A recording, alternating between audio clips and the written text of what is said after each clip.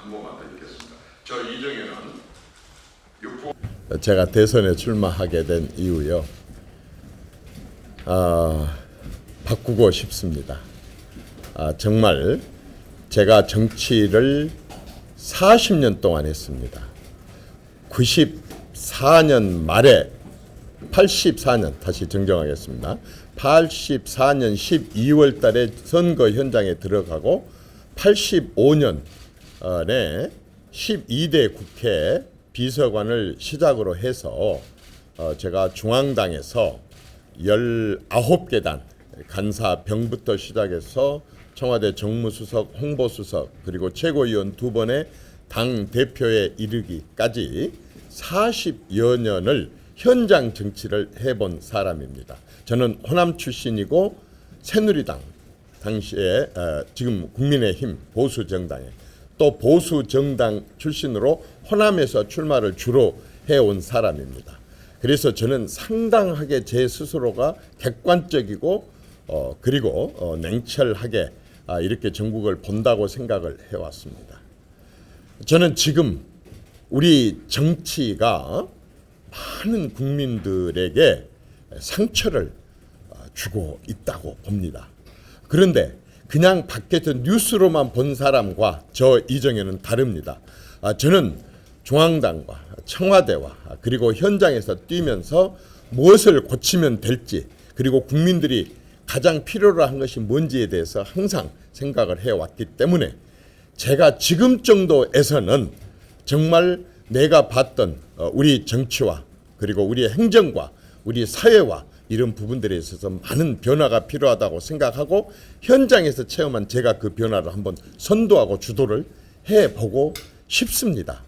여러분들에게 제가 한 가지 말씀드리고 싶은 것은 제가 처음 정치를 시작했던 85년과 2025년 40년 사이에 우리 정치에 아주 큰 판도의 변화가 있었는데 그 판도를 제대로 읽지 못하고 있는 것이 우리 정치권이고 특히 국민의힘이 전혀 그걸 깨닫지 못하고 있습니다. 무엇이냐 하면 첫째는 국민 소득이 그 사이에 4만 불에 이르렀습니다. 이건 선진국입니다.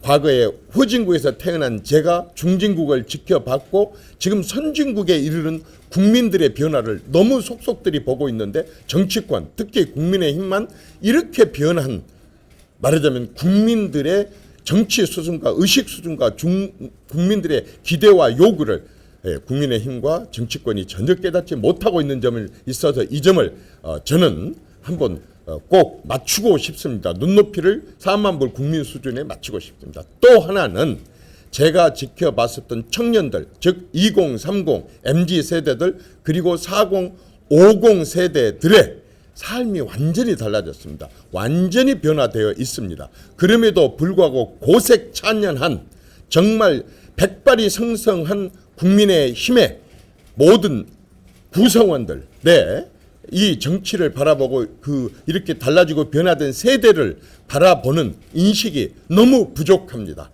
저는 그걸 현장에서 온 몸으로 40년 동안 체험한 사람이기 때문에 이것을 반영한 국정을 한번 이끌어 보고 싶습니다. 그건 절대로 대통령이 대권을 가진 사람이 아니라 국민들로부터 대임을 받은 사람이라고 하는 확실한 인식을 갖고 이제는 대통령 중심제가 아니라 사실상 국민 중심제 국가를 만드는 일에 한번 꼭 관여를 하고 참여를 해보고 싶습니다. 감사합니다.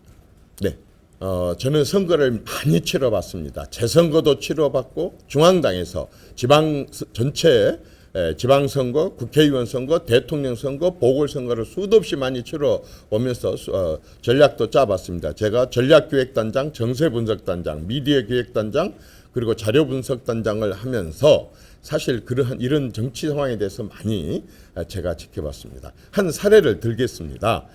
이회창 총재님은 2번의 대통령 선거를 치르기 전에 대통령 선거가 있기 전까지는 항상 압도적인 1위였었습니다. 그럼에도 불구하고 2번의 선거를 다 졌습니다.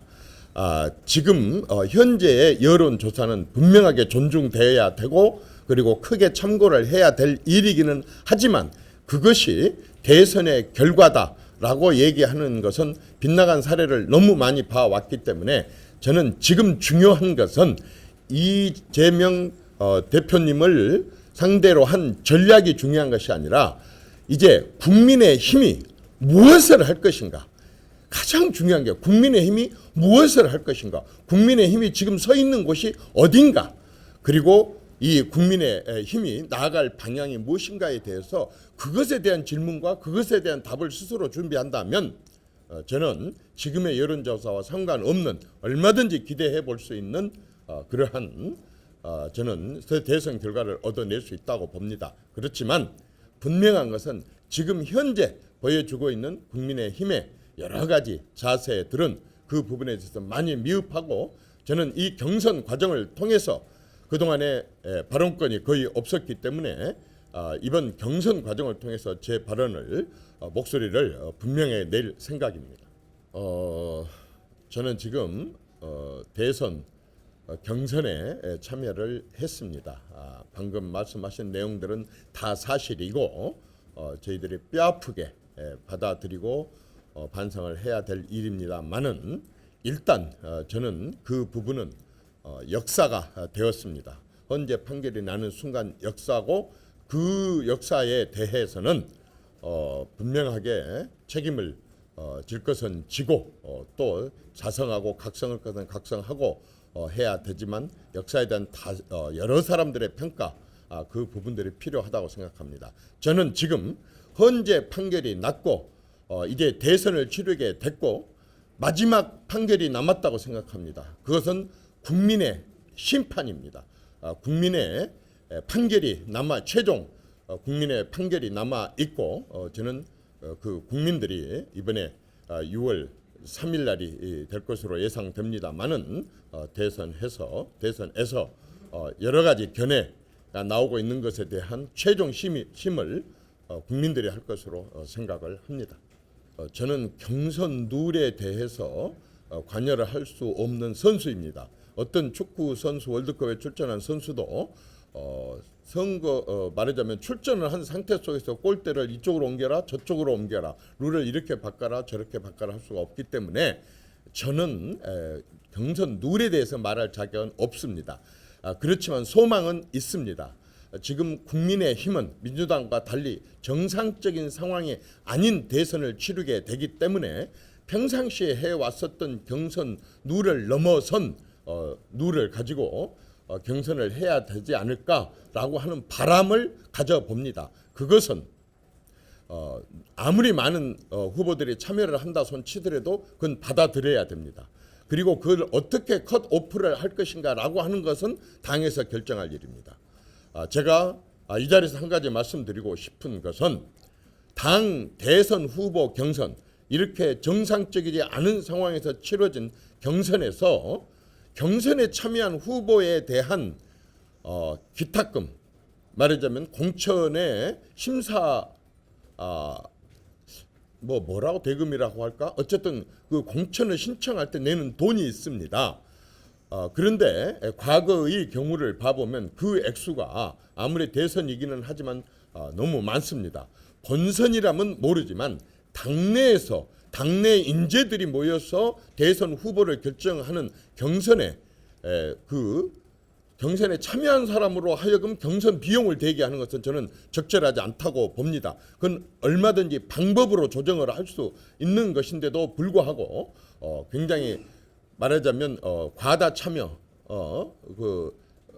막기 위한 방법이라고 하는데 그건 지나치게 옛날 방식이고 적절하지 않다고 봅니다. 선진적인 방법으로 돈을 받지 않고도 얼마든지 선관위에서 또 정부에서 지원하는 국고 보조금이라는 게 있는 것이고 바로 이럴 때 쓰라는 것인데 인재들이 돈 때문에 경선에 참여하는데 부담을 갖는다는 것은 굉장히 저는 문제가 있다고 생각합니다. 그것은 당장에 재산이 최근에 공개됐던 김문수 장관의 경우 4억 몇천밖에 안 되는데 그중에 상당한 정말 감당하기 힘든 그런 돈을 경선 과정에 당에 납부해야 된다는 것은 적절하지 않다고 봅니다. 그 점에 있어서는 저 이정현이도 마찬가지입니다.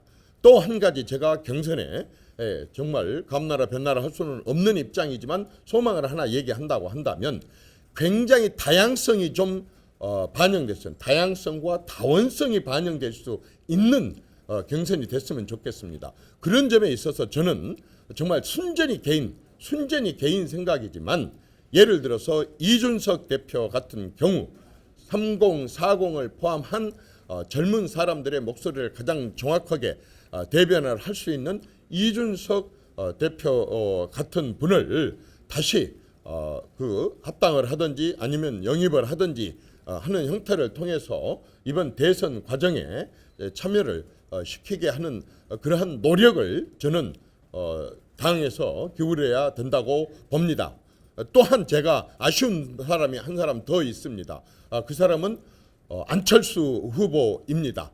안철수 후보의 경우에는 지난번 여러분들이 기억하시는 서울시장 경선 과정에서에 있어서 정말 의외의 결과였지만 깨끗하게 승복을 했었고 또 그 뒤로도 대선 과정에서 정말 과거 사례와 전혀 다르게 아무런 조건 없이 그렇게 본인이 개인적으로 입당을 했고 지지자들이 함께 따로 들어왔었고 그리고 또 대선 그 단일화하는 과정에 있어서도 전혀 조건을 달지 않는 그러한 상황으로 들어왔습니다.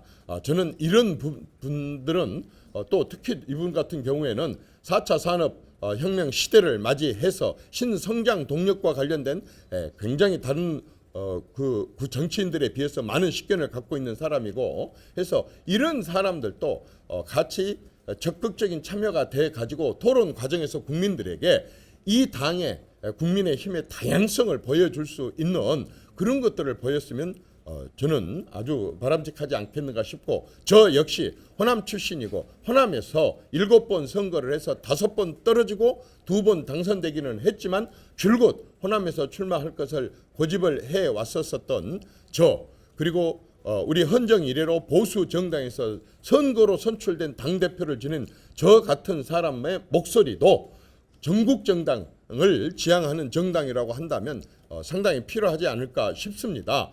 그래서 이러한 목소리들이 어떻든 짧지만 경선 과정에서 제대로 반영될 수 있는 기회들이 주어지는 방향으로 경선 룰과 경선 방법을 정했으면 좋겠습니다. 제일 좋은 방법은 이철우 도지사가 얘기했던 미스트롯 방식이 가장 저는 바람직하다고 봅니다.